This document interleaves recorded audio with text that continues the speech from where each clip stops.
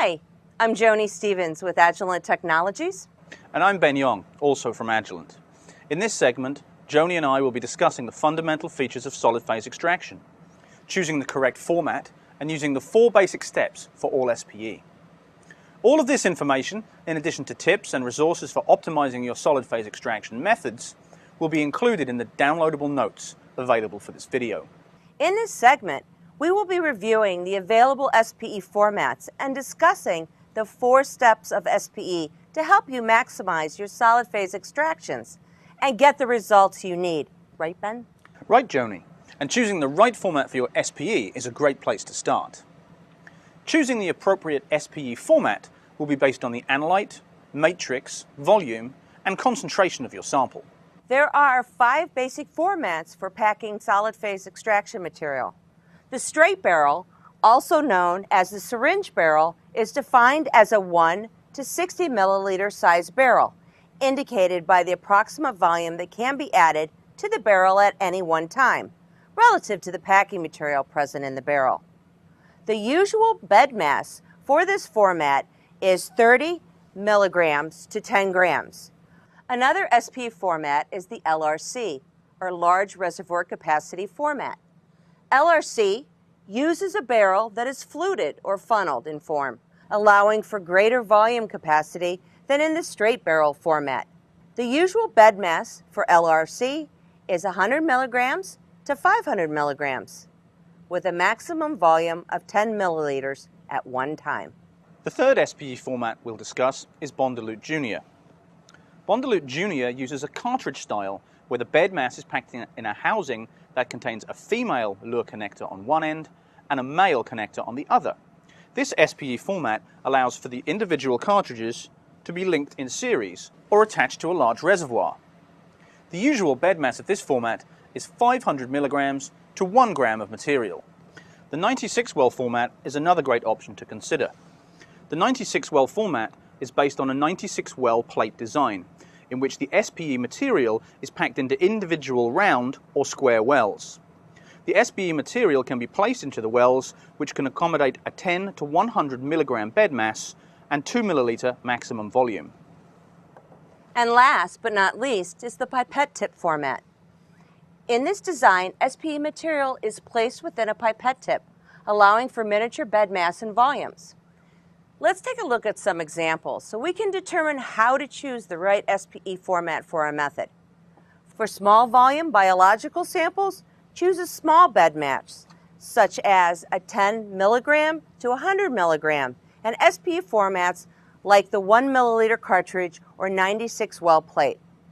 For very small volume samples, the pipette tip format is a good choice, offering a vacuum-free process and shortened processing time. For large volume samples like water that require a large sample volume passing through the cartridge, choose a larger bed mass and larger volume capacity format. There are 4 basic steps to every solid phase extraction method. A simple way to remember the 4 steps is C, L, W, E, pronounced CLU. CLU stands for condition, load, wash, and elute. Understanding the importance and purpose of each of the steps can be extremely helpful. Being familiar with this makes incorporating SPE into method development and sample preparation as easy as 1, 2, 3, 4. Ben, you're exactly right. Let's have a look at CLU up close. The steps we are about to discuss apply to reverse phase chemistry, which is the most broadly used phase due to its wide applicability. Conditioning is designed to essentially activate the material in an SPE cartridge. Conditioning is usually a 2-step process, often ignored or minimized. So let's take a moment to discuss why conditioning is a truly important step in the SPE process. The issue of conditioning applies to both polymers and silica-based SPE materials, but it is critical for silica-based products. For polymeric SPE materials, conditioning improves flow. Ben, what are your thoughts about conditioning? Conditioning is important because the SPE cartridge is packed with dry material, and for this material to be active and effective, it must be exposed to organic solvents. This process is very similar, but not identical, to what is required for a new HPLC column. Absolutely. Conditioning is essential for the column to perform correctly. It is one of the biggest influences on the maximization of efficiency and capacity of the sorbent bed. SPE material must first be conditioned with an organic solvent. The purpose of the organic solvent is to solvate the nonpolar functional chains, like C18. It is also important that these phases not be allowed to dry out once it has been conditioned. This will have a negative effect on the next step, loading. In general, polymeric SPE material is not affected by drying out, but on the other hand, will benefit from improved flow when properly conditioned. After the SPE material has been activated with the organic solvent, we will need to equilibrate with an aqueous solution. We can use an aqueous solution such as water with modifier, or a buffer solution. The organic environment needs to be displaced with an aqueous solution so that the particles can interact with the sample, which is established in this second step. Well said, Ben. Keeping these two important steps of conditioning in mind, let's take a look at the results of a poorly conditioned SPE cartridge in comparison to a properly conditioned cartridge. We have here 4 3-milliliter cartridges containing 100 milligrams of C18 SPE material. We have chosen this bed mass to allow us to visualize and explore the concept of proper conditioning. But keep in mind that poor conditioning is an issue no matter what the bed mass. In general, it's appropriate to use 3 to 5 bed volumes of solution or solvent per bed mass. For example, if the bed mass is 100 milligrams, then use 3 to 500 microliters of solvent.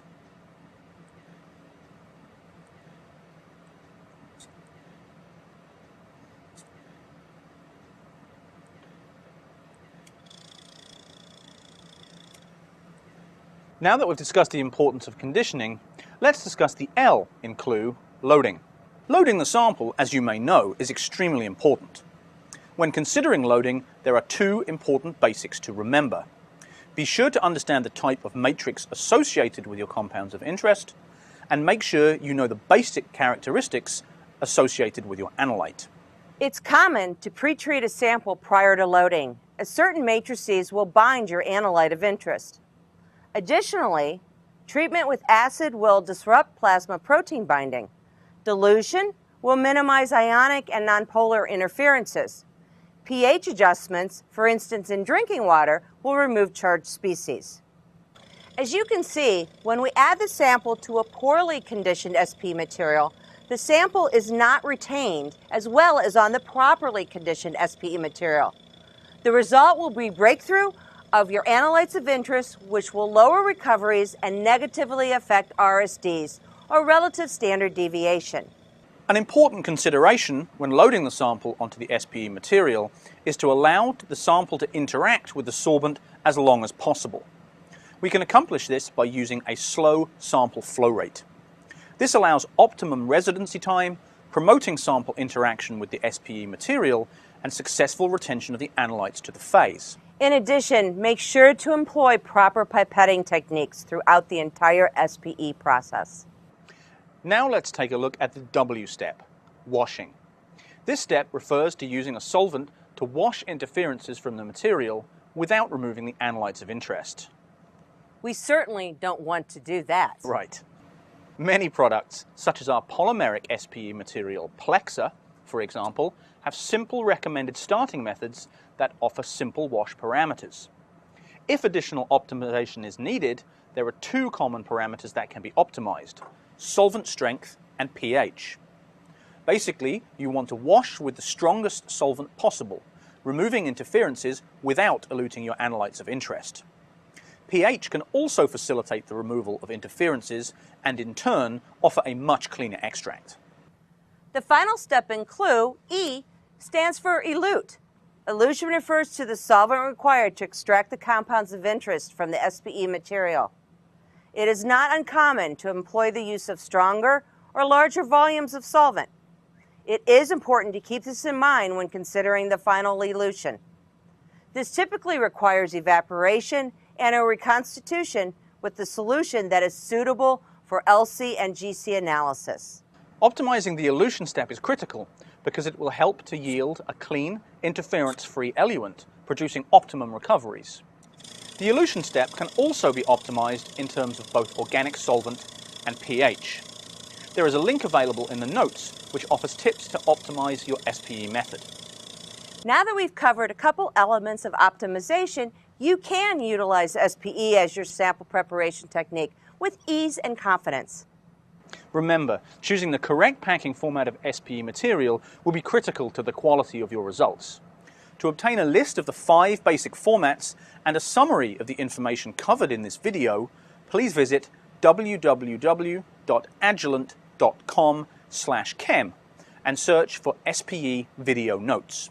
The notes include a review of all the steps and considerations involved in CLU: condition, load, wash, and elute. The notes also include a link to an experimental approach to optimizing your wash and elution parameters through both pH and organic strengths. Thanks for letting us clue you in, and if you have any additional questions, please visit us on the web at www.agilent.com/chem/contact us. Thanks for watching and best of luck with your sample preparation.